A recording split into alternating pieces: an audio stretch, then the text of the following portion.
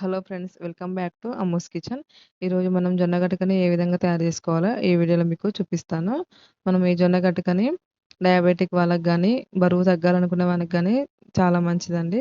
ఈ జొన్న గటక ఆరోగ్యానికి కూడా చాలా మంచిది. ఇప్పుడు మనం ఏ విధంగా తయారు చేసుకోవాలో చూద్దాం. ముందుగా జొన్న రవ్వని తీసుకోవాలి. ఈ జొన్న రవ్వ మనకి సూపర్ మార్కెట్లలో దొరుకుతుంది.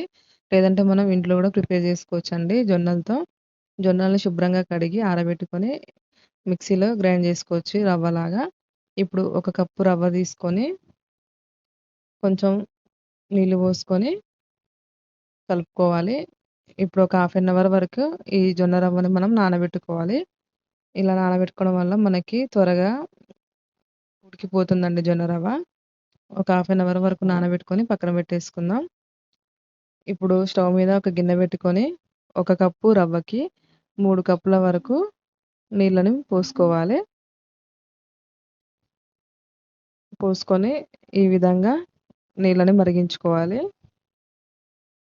ఇప్పుడు మనం నానబెట్టుకున్న రవ్వని ఒకసారి కలుపుకొని అందులో వేసుకోవాలి. అందులో వేసుకొని కలుపుతూ ఉండాలి, లేకుంటే ఉండలు గట్టిపోతుంది. తగినంత సాల్ట్ వేసుకొని కలుపుతూ ఉండాలి.